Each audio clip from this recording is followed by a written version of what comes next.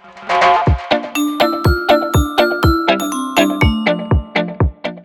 everybody, it's Paul from Karis Pen Co, and I am here with a compare and contrast video where we're going to look at all three iterations, main iterations of the ink, fountain pen, and rollerball to kind of give you an idea of where we started from with that pen, and then where we started from in 2013 December when we basically, and 2012 when we started designing it, but 2013 when we launched the Kickstarter in December of 2013 to December of 2015 when we launched the second version, what we kind of unofficially called 2.0. Affectionately, it was known as 2.0, even though we didn't really do a lot of marketing with that nomenclature. We used dates instead of that, so it didn't really have that name. And then where we've come from that version to the version that we're releasing today, or not today, but in July of 2020, the Ink V2. So that's actually going to be the name of the third iteration, even though it's the third iteration, but we're calling it V2. So just bear with us. I know it's a little bit confusing, but I explain it a little bit better in one of the other videos where I kind of go through just the Ink V2 on its own, a little bit of a more in-depth look at just that pen. So if you want to kind of know the reasoning behind why we're calling it the V2, check that video out. If you're here because you want to kind of, you back the Kickstarter like I did in 2013 before I worked for, actually my wife did. I wasn't even writing with fountain pens then, or had just barely started. But in 2013, when we launched the Kickstarter, my wife backed it. I did not work here at that time. I came on board before the second iteration in June of 2015, and then and helped with the redesign then. And now we're doing another redesign now. So if you're kind of like me and you own every single one of them and you don't really know all the difference, you're not working here, so you don't see all the interactions, what's different between all three of them, or you're somebody who potentially is like, you know what, I want to buy this first version, you get it, you're like, you know what, I'd like to own the other two versions just because I want to own them, I'm a collector or whatever. This will explain to you all the similarities and the differences between the three different versions. With that being said, we'll kind of jump right in with the similarities between the three pens. So like I said, the first version of the Ink was released via Kickstarter in December of 2013. It was the last pen Kickstarter that we ran. We did run the Inks after that in 2014, but the last pen Kickstarter that we did was the Ink fountain pen. It was our first foray into manufacturing fountain pens. We tried to do as much research as we possibly could. The community was, even though it's only, 6.5 years ago, community was much smaller. The growth in the fountain pen industry has been enormous in the last 6.5 years. So there was a much smaller community, and there wasn't as much availability in terms of resources and information that there is now. So we made a lot of decisions based off of the best options for what we could do, and we worked with vendors that we were familiar with when we designed that. Then shortly after I came on board in June of 2015, we were pretty much out of stock on all the inks at the time, and all of these inks. And we basically sat down and like, you know what, based off of user experience and feedback that we've gotten and then using them ourselves, we need to make some changes to the pen. So we made those changes, we designed the different changes, and then released the updated version December of 2015, and that's basically the pen that you see here, the one that we've had up until this point, where we switched to block nibs and we did some other things. Now this newest iteration, the V2, kind of adopts some of the stuff that we've done since 2018, where we started adapting O-rings to some of our pins and stuff like that. So in terms of similarities with these pens, externally, they look almost exactly the same. You're going to notice the same lines, the same width, the same length, same diameters. Externally, when it's capped, the only differences that you're going to be able to see between a Kickstarter ink and the current version from an external standpoint are going to be, the first one is going to be in terms of the clips. The clips that we used during the first version were high polished steel, same type of steel that we use in the new ones, but it was polished, not to a high shine. And based off of how we had drilled them, there was often a gap between the clip itself and the actual cap. There was a space between there. Now it wasn't a drastic enough where on pants it would fit on denim, and I carried it at the job I had previously, and I wore slacks frequently, but it would clip onto my slacks pocket. But it was enough that a lot of people complained about it. It would slip out of a shirt, stuff like that. So, and then this version, because it's not tumbled, has very, I don't want to say very sharp, but it's much sharper compared to the clips that we use now, the lines on this. There's also, if you look really close, you'll notice a lot of machining, a lot more machining lines in this. And then to get rid of a lot of those lines, we tumble these longer. The chamfers on these are far more rounded and less pronounced than the chamfers are, as well as this, where these two meet between the cap and the body. This is quite a bit rounder. So externally, that's basically what you're seeing, the differences between those. So the similarities are really just the weight, the length, the overall look of the pen, and the fact that there's both cartridge converter, standard international cartridge, all three of them are standard international cartridge converter bill. Now we'll kind of jump into the differences between the pen. So differences externally in the pen are going to be that machining. I'm not sure how close up you can kind of see, but if you look at the three versions, this is the first version, second version, third version, you can actually see a difference in the chamfers of the bottom of these. The new one is far more pronounced of a chamfer. It's not as rounded off. It's very much, you can see that it is a 45 degree, I think it's a 45 degree angle on this one. There's not a little point on this one because our machining has become so much more precise with the new machines we have. We can drill this specifically so you don't get that little point from the drill hitting there. So you've got some, and then there's the differences in the cap. Now the new cap, the new clip, it's flush. It sits flush because we changed the way that the holes were screwed in here so that you can actually adjust, move the clip forwards and backwards to get that to sit flush on there. So you can carry it in pockets far better, like the shirt pocket or pants pockets or what have you. Now the heavier versions, the brass and the copper, I would not recommend carrying the copper in like a dress shirt because they're so heavy that they could come out if you're bending over. They could come out and fall down and potentially ding up the copper. So from the outside, that's what you're looking at in terms of the differences.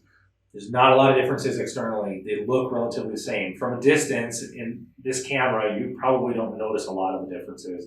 Only really when you see the close-ups are you saying, oh yeah, that does look a little bit different than the other ones do. But if you were just to look at from this angle and see these three, you'd think that I just had three inks on table in front of me that are all black. So let's jump into the differences in terms of once you take off the caps. Right off the bat, we can talk about the fact that the nibs are going to be different. And that's because initially when we designed it, we went with a vendor that made nibs that we had a relationship with, which was Schmidt. We purchased a lot of other different things. Click mechanisms for the retracts. Almost all of our refills came from Schmidt. So the converters were coming from Schmidt. So it only made sense for us to also purchase nibs from Schmidt. Now, at the time, Schmidt only made a number 5 nib, or that's the only one that we could purchase. I didn't work here then, but as far as I know, they were not making or wasn't readily available their number 6 nibs. They have number 6 nibs now, but so we use the number 5 nib. And you can see here that there's a slight difference in the overall length from tip to the base.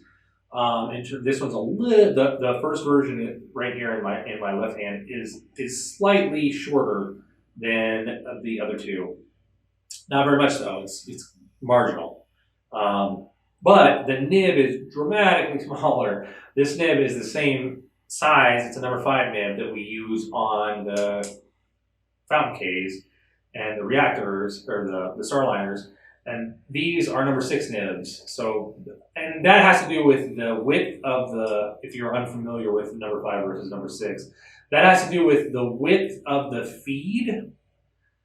This uses a 5 millimeter width feed, and this uses a 6 millimeter width feed. So you're gonna get wider nibs in general. They're gonna look different. We got a lot of feedback that this size just really didn't fit the pen. The pen's a pretty big pen, and so having a small nib on a pen that's this kind of robust just kind of looked weird. And then it's a valid point. It does kind of look weird. It looks much aesthetically, even with the recessed nib that we did when we initially switched over to Bach, still looks a lot more fitting to have this wider, bigger nib on this than this does. In terms of the differences between these two specifically, when we switched over in 2015, there's not a ton of differences outside of the nib itself. We did change the overall shape of the grip section slightly. We made the minimum diameter a little bit more noticeable by changing how the grip section itself slopes from here to here, from the threads to the center line and from the tip to the center line. It's a little bit more pronounced and dramatic, where these are more straight lines, whereas this is actually a curve. So it looks more dramatic, it feels a little bit more positive. You can, if you hold one of the older ones, you don't notice that as much. You don't notice that you're in a little bit of a recess there, that it's been machined that way. Whereas putting your hand on this, there's a firm place of like, hey, this is where I'm supposed to put my hands. This is where I'm supposed to grip it optimally. Now, if you're like me, you don't really pay attention to that anyway, and I've always gripped my pens far further up. And you'll notice that between these two, there's not a lot of difference from externally from the threads down. These are fairly big, pronounced, what you could call sharp threads. That's what we have here. And they are rather sharp. You will feel them if you grip here for long enough, which I tend to do. You'll get lines in your skin. Not enough to cut you. They're not that sharp, but they are sharper than a lot of other threads out there. And because they're a little bit sharper, and the threads that correspond with them and the caps are a little bit sharper, they will wear the anodize off the threads a lot faster than some alternatives. So externally, that's the differences between these two really are that we switched from this number 5, changed the grip section externally and internally, we had to, and then switched over to Bach nibs and a number 6 nib. Now, when we switched from the 2.0, the second iteration, to the current iteration that we're releasing now, the Ink V2, we carried forward the Bach nib. We're staying with Bach nibs. They're number 6 nibs. We made the changes that we made with that are a few minor tweaks. Now, they're far more minor compared to switching from the Kickstarter version to the second iteration. What we did is we actually, so if you were to hold this up, So if they're down firmly on the ground here, but that's not really giving you an idea of what we did. Kind of put these up where the cap lips are the same together. You can see that this nib is taller. So we did a two-step process when we redesigned this. We pulled the nib up slightly. And then we shaved off some of the grip section. Now, it's not enough where you can thread this on and it's gonna damage the nib. There's enough space for us to pull that up a little bit. But we wanted to expose more of the nib so that you could see more of the nib. Now that we're lasering the nibs, we'll get a little bit better of a logo. And it just looks more natural for us to have the nib more exposed. So between bringing the nib up a little bit and then shortening the grip section itself, might be a little bit easier to see in terms, if I take these out, you can kind of see a little bit better. I'll take that. So again, pretty much the same length from the base to the top. There's not a lot of difference between these two. And really, if you look at these from here down, it's exactly the same. We've used the same thread pitch, we've used the same, there's a little bit of a starter thread here, but everything else from here down is the same. So the changes were all made to the visible portion of the grip itself. Most of it was that it's been shortened. You can see that that is the case, shortened slightly. But it's also been pulled up a little bit from an engineering perspective. Really looking at it, in terms, if we were to look at our CAD models, you see a little bit different orientation of where that nib actually is in terms of the grip section. Now, I'm dropping everything everywhere. Sorry, guys.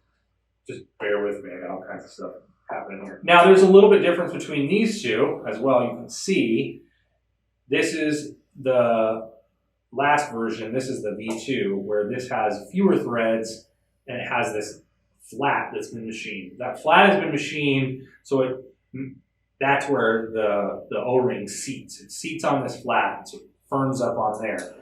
We've also eliminated some of the threads so that there's not as many. It's like 1 and just shy of a half turns, I think, to cap it all the way on.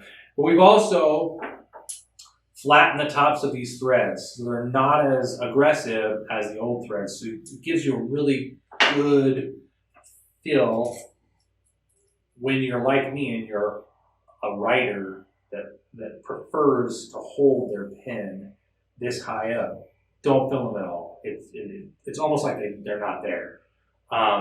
That flat also gives you another roughly 2 millimeters worth of grip section. Since we have lost some length in the grip section, gives you a little bit more of a flat there. So, in all, you have a much more amount of real estate to comfortably grip this nib, even though the grip section has been shrunk just a little bit. So you don't notice it all that much. So those are kind of some of the differences between the V2, our current updated model, and what we had before. You're seeing those differences in these two pins. The other differences, like I said, are going to be that O-ring in the cap.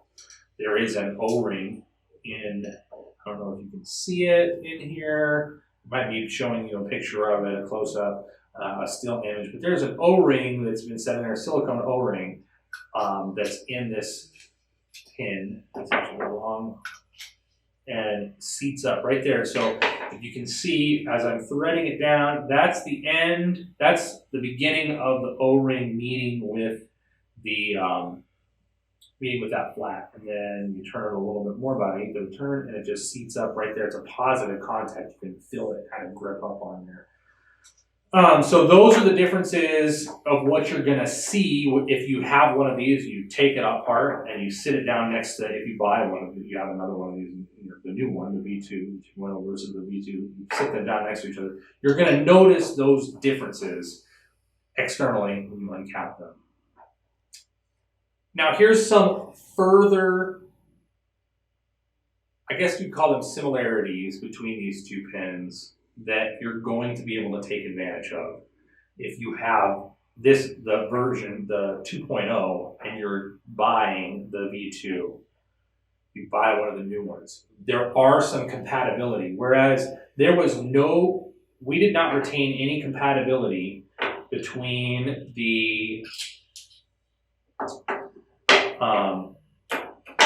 there was no compatibility between the first version, the Kickstarter version, and the V2. Very few of the caps would thread on, but other than the cap threading onto some of the bodies, the V1 caps threading onto some of the V2 or the 2.0 bodies, the 2013 threading onto the 2015, that was about the only thing that we were able to carry forward. We're carrying forward a lot of compatibility between these pins in terms of being able to swap stuff over. So if you owned this pin before and you purchased this pin, you would be able, say this had a different grip section. Say you had this pin and it was black, but you had a brass grip section. And you're like, man, you know what? I want to carry my new pin around, but I want a brass grip section. You are able to take this brass grip section, put from the 2.0. I know hopefully this is not too confusing. You're able to take that grip section, put it on the V2 body, and use the V2 cap, and it's going to work. There's not enough nib showing that it's going to hit the top. There's no changes where that's concerned. What you will encounter is you're going to encounter the fact that this grip is slightly longer and slightly wider than the new grip, and so it will catch just a little bit on that O-ring. Not enough for there to be a ton of suction. There's going to be a little bit of suction, but if you take it off carefully, if I were to unscrew this and take it off carefully, pull it out, you can hear that. I don't know if you can hear that. I'll do that by my microphone. There's going to be that a little bit, but if you pull it off slowly or like this, you're not going to have enough suction to pull a bunch of ink out. So you'll notice that, and it's not causing enough friction to pull the O-ring out. So you can switch the older grip sections into newer pins. Conversely, you can put the new grip sections, say you have an old fountain pen. You're like, I really want to switch that over to a rollerball. You can buy a grip section, a fountain pen grip section, a rollerball kit, and put it in the new one, and it'll work just fine. Now you're not going to have that O-ring in there, but there's nothing that's stopping it from all fitting inside of the cap, so you can use that in there just fine. So you can swap back and forth the grip sections between the two. Doesn't maximize, it doesn't mean that your old version is going to have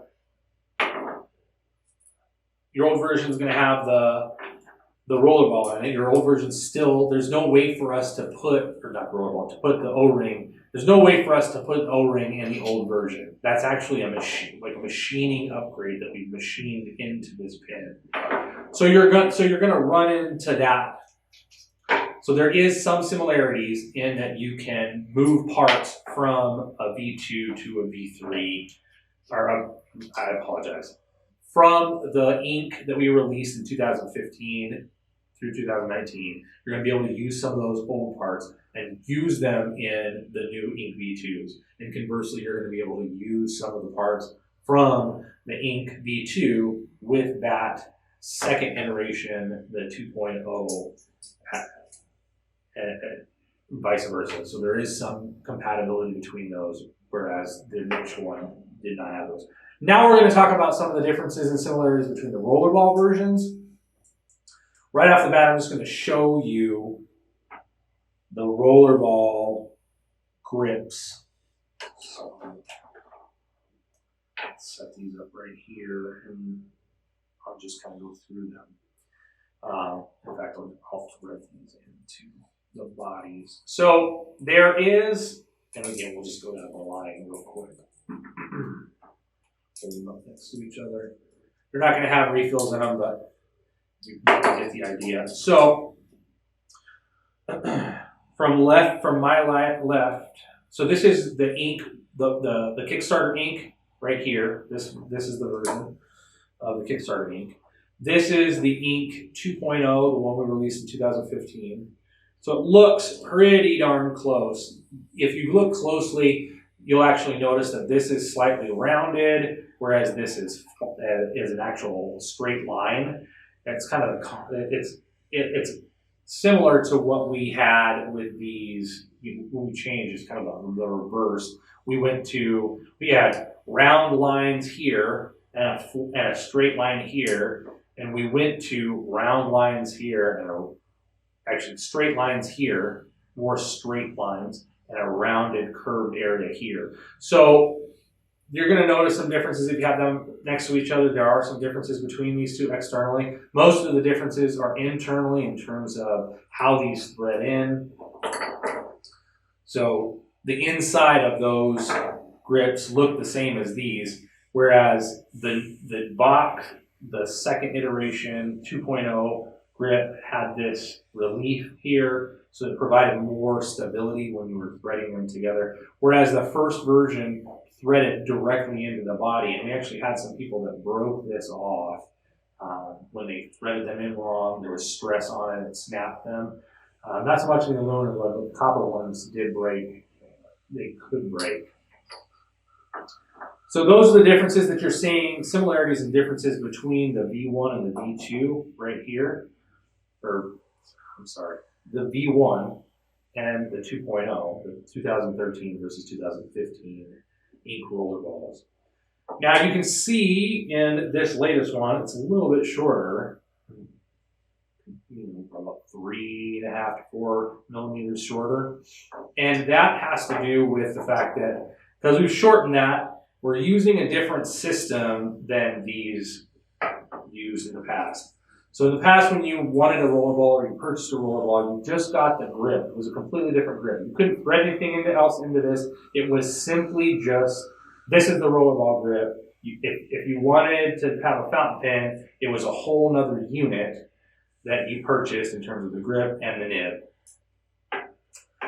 Now, when we developed the Decograph, we developed a system where you could have a tip that took the place of a fountain pen grip and turned it into a rollerball or a ballpoint pen. And that's what we have here. So we're utilizing the same thing. This is the Decograph rollerball tip, but now it's compatible with either the Decograph. Technically, it's also compatible with the Vertex. It is also now compatible with the ink grips, the ink fountain pen grips, and it threads right in.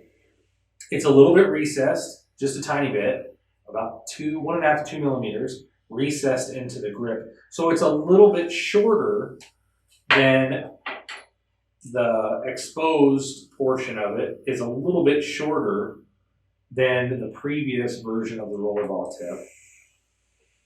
But it's a quick fix, threads right in, pull the nib and the converter, put your rollerball refill, the spring, your spacer, boom, and you're ready to go. So what you're going to get with the rollerball version is, if you buy the ink rollerball, it's going to come with this already installed, just like this. Just like that, with your cap, obviously. Now, conversely, you can purchase this as a fountain pen, and then you can buy just the rollerball kit, the V2 rollerball ink kit, which will only come with these pieces, so that you can simply thread this in to your existing grip, and you can switch from a fountain pen to a rollerball. There will be other options where you can buy the whole kit. You can buy the grip and the tip together, obviously for more money. But this is, again, will work if there is backwards compatibility with the Ink V2, the one we released in 2015. So you can take this, put it in here, and it will work. Conversely, you can take your rollerball grip from the Ink 2.0, the 2015 Ink, thread it into your Ink V2, the one we're releasing, and it will also thread in and work. Now, it also will have that little, because it's wider in diameter here at the top of the grip, it will catch a little bit on that O-ring. But again, it is not enough to pull the O-ring out, or in this case, to pull any ink out to provide enough suction to do that. It is not enough to do that. We have tested it, it doesn't do that. But you can switch between the two. Now, the only difference that you're going to encounter when doing that is you're going to have to use a different spacer. So when we made the spacers for the Ink V2, the current that we're releasing in 2020, this spacer looks the same as the previous spacers that we used. It's actually shorter by about 3 millimeters. So what you're going to need to do is you're going to have, if you have the old style Ink Rollerball, you're going to have to use that old style spacer in the new pen to get it to work. So there's a little bit, it takes tips and tricks, a little bit of quirks that switching between rollerball versions is going to cause you. You have to pay attention to the spacers, because if I use this spacer with the old kit in the new pin, it's not, you can see that the refill is right there. It needs to be up about 2 or 3 millimeters. So you need that other spacer that I don't currently have in front of me because I failed to bring with me when we set everything up through these videos, so I apologize for that. But there are 2 different spacers. This is the Ink V2 rollerball spacer. There is an Ink 2.0 rollerball spacer that you're going to need to have. So that's kind of where we're at with these pens. Hopefully I've gone over enough of the similarities and the differences that you get an idea of where we started from and where we have ended up with the Ink V2, where we're at now, and how basically, you got our initial design, first foray into fountain pens in 2013. We were going with what we knew and could do at the time to what we released in 2015, which was what we figured was a updated version. And based off of user experience in this, we added larger nib, we did some different things. And then again, when we released the V2 in July of 2020, the changes that we made to this pen are similar in that users have provided us feedback, and we just realized that we needed to add that O-ring in there, and that while we were making this a little bit smaller so that it wouldn't catch on the O-ring, we also should kind of extend that nib out a little bit and make it more visible so it provided a better experience. Flatten out these threads so that now that we have a shorter grip section, it still provides you with a lot of real estate to grip on comfortably. So hopefully that kind of makes sense in where we've gone and the compare and contrast, and you're seeing the similarities and the differences between the different versions of these pens. I think that I've touched on everything. Hopefully it wasn't too confusing when I got a little bit sidetracked with this version versus this version. Suffice it to say, while there are a lot of changes, from point A to point B, there are relatively few functional changes from point B to point C, from pen B. That's a good way to put it. Pen A to pen B, there was a lot of changes that occurred that limited the amount of compatibility that we had. However, from pen B to pen C, we have taken steps to reduce the amount of drastic changes so that there are a lot of compatibilities between the two. I think one of the few things that you really can't do is you can't really thread. Yeah, you're not going to be able to thread different bodies onto different caps. So, and most of that is to do with the threads themselves. So you can thread a V2 body into the older cap, the 2.0 cap. So a pen C body will go into a pen B cap. However, you cannot take a pen B body, the 2015 body, and put it into a pen C, the 2020 cap, partly because of the O-ring, but also because these threads are too big to fit into the corresponding threads. They're too high because they're having been flattened. But that is really the only those are really the only differences that will keep you from switching things backwards and forwards between these pens. So I think that we've done a really good job of maintaining a lot of compatibility and allowing you to keep a whole bunch of that. And so that if you own one of these in brass and you get one of these in copper, you can switch the parts, and you may not retain all of the functionality, but you're still going to have two pens that you can still swap things back and forth with. You'll be able to write with them. Should be a great writing experience, and everything. And you're not really losing anything. Except the old version still probably will come uncapped if you carry it in your jean pocket and you're going to get black on your jeans. I apologize for that. I worked in retail as a manager for Target, senior team lead for Target from 2013 to 2015. Carrying one of these around my pockets, I frequently had a huge black stain on my pants from my pen coming uncapped, and people would point it out and be like, "Oh well, have it again." But the new version's not going to do that. It's not going to come uncapped in your pen, in your pocket when you carry it, or in your bag. If you're real wild with your bags like I am, when I was going to school, I'd just throw it in the bag and stuff would come undone. So I'm going to wrap it up, guys. Hopefully that answers all your questions. If for whatever reason I didn't cover something because it slipped my mind, put it down in the comments below. Otherwise, you can check out a couple of our other videos. We have a short, brief video that covers just the Ink V2 and the specifications and price points that you can refer people to. If you're come across some people that have questions about it, you can use that video as a real starting point on introducing the pen to them. We have a longer video that kind of talks through the history of the pen and some other things and briefly goes over some changes and stuff like that, but it is longer in format that you can also look at if you want to see some of the other things.